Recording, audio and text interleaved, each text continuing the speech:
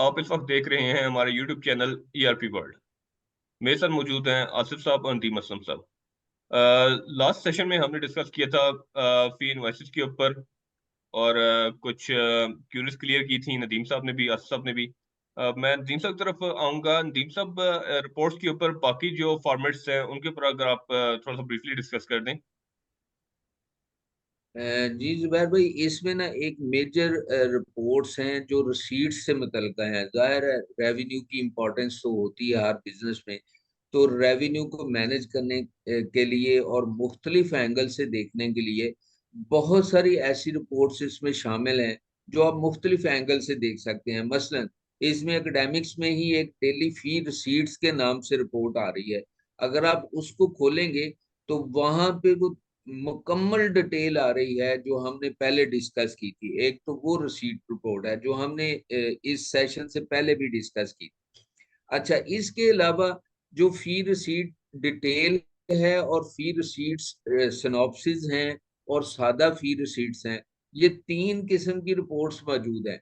ये असल में है तो वही रिसीट्स, वही रेवेन्यू जो हम डेली फी रिसीट्स में देखते हैं, लेकिन ये मुख्तलिफ एंगल से देखने का तरीका है। डिटेल का मतलब है कि एक एक रुपया कहाँ से आया वो इन डिटेल दे देगा। किसी का एनुअल थोड़ा रिसीव हुआ, किसी का ये रिसीव हुआ, मंथली फी रिसीव हुई, वगैरह वगैरह। इस तरह वो सारी डिटेल दे देगा। सिनाप्सिस का मतलब ये है कि वो आपको बताएगा कि एक दिन में कितने टाइम में कितनी ट्यूशन फी रिसीव हुई, कितनी एनुअल फी रिसीव हुई, कितना एग्जामिनेशन फंड रिसीव हुआ, वगैरह वगैरह। यानी वो सिनॉप्सिस ये है कि एक स्टूडेंट से लेने कितने थे और रिसीव कितने हुए, वो उसको बिल्कुल एनालाइज करके आपको दे देगा। अच्छा, इसका फिर चूंकि फाइनेंस में भी एक हिस्सा होता है रेवेन्यू का और रसीट्स का। फाइनेंस में भी आप जब डेली रिपोर्ट पे जाएंगे, फाइनेंशियल में वो हम डिस्कस करेंगे डेली रिपोर्ट को। जब आप डेली रिपोर्ट देखेंगे तो बिल्कुल उसके टॉप पे हमने एक सेगमेंट बनाया हुआ है, फी रिसीट्स की अमाउंट अलहदा से आ रही है उसमें। डे वाइज जितने दिनों की आप डेली रिपोर्ट देखेंगे, वहां फी रिसीट्स की अमाउंट अलहदा आ रही होगी। इसके अलावा जो भी रिसीट्स होंगी बिजनेस की वो अलहदा आ रही, ओपनिंग बैलेंस अलहदा आ रहा होगा।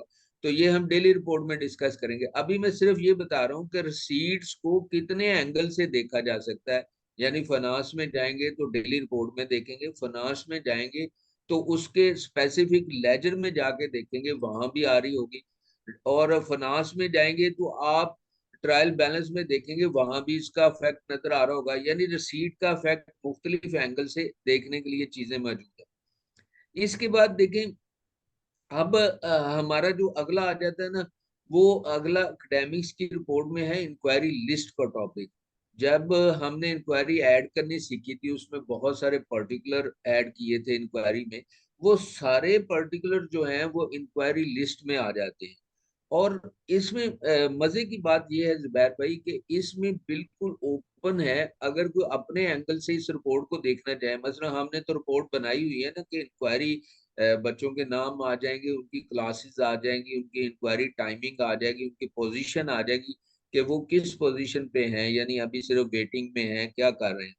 तो वो हमने बनाया हुआ। लेकिन इसको आप और भी एंगल से अगर देखना चाहें, कोई भी स्कूल डायरेक्टर या ओनर बिजनेस का और एंगल से देखना चाहे, तो वो भी अगर बताए तो ये हमारे लिए विद इन अ मिनट्स काम होता है कि हम उसे चेंज करके दिखा सकते हैं, उसकी ग्राफिकल प्रेजेंटेशन दिखा सकते हैं।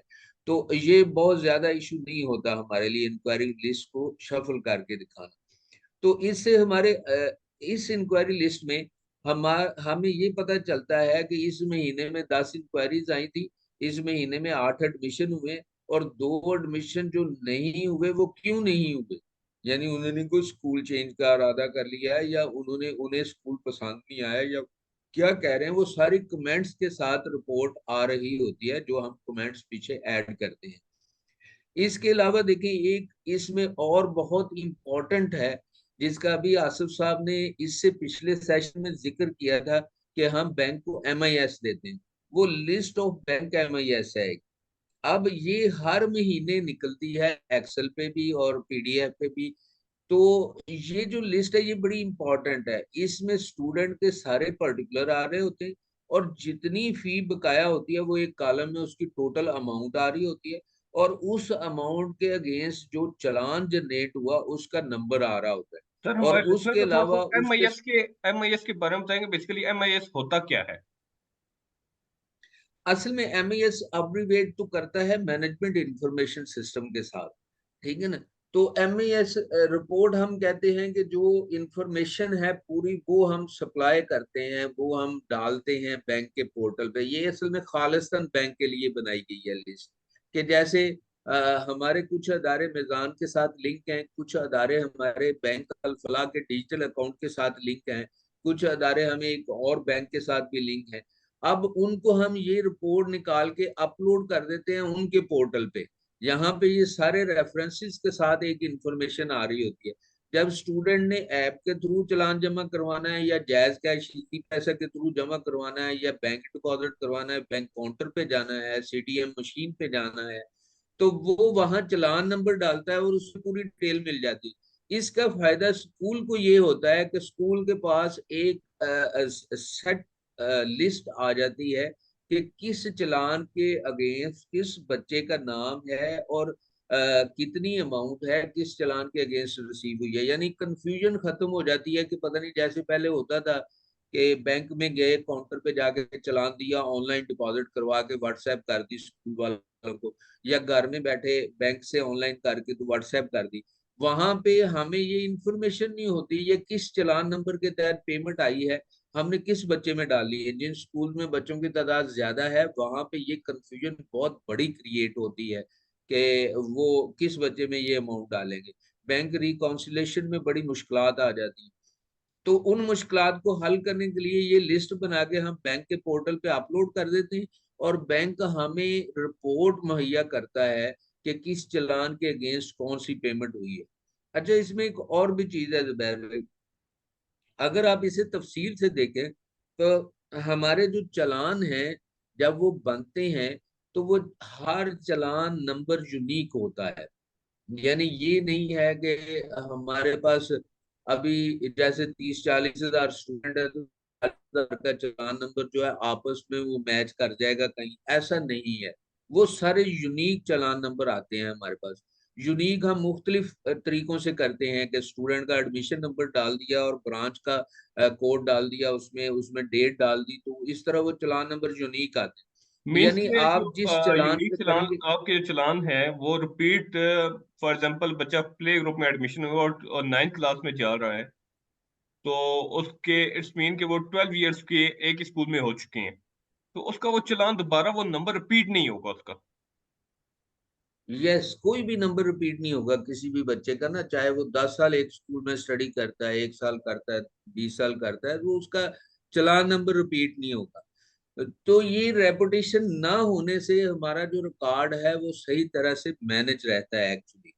अब रेपुटेशन से नुकसान क्या होता है, एक तो ये है कि चालान नंबर डालें किसी और बच्चे के खाते में पेमेंट चलेगी, ऐसा मुमकिन ही नहीं होता इस ईआरपी के थ्रू जो हम चालान देते हैं और जो उसके साथ लिस्ट अटैच करते हैं। वो हम्म। मुमकिन ही नहीं है कि एक बच्चे की पेमेंट किसी और बच्चे के खाते में चले जाए, वो उसी चालान नंबर पे जाएगी, अदरवाइज नहीं जाएगी। तो ये लिस्ट का इसलिए बहुत ज्यादा फायदा है इसमें।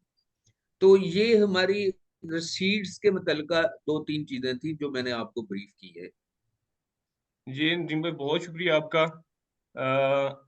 उम्मीद करता हूँ हमारे व्यूअर्स को ये चीज़ समझ आई होगी। जो एक चीज़ जी भाई आपने डिस्कस की थी चालान का रिपीट करना, तो वो तो आई थिंक सो के बड़ी एक यूनिक चीज़ है कि चालान दोबारा रिपीट नहीं होगा उसका ना। तो हम नेक्स्ट सेशन इंशाल्लाह रिपोर्ट्स के ऊपर ही करेंगे। नेक्स्ट सेशन तक हमें इजाज़त दीजिएगा, अपना ख्याल रखिएगा।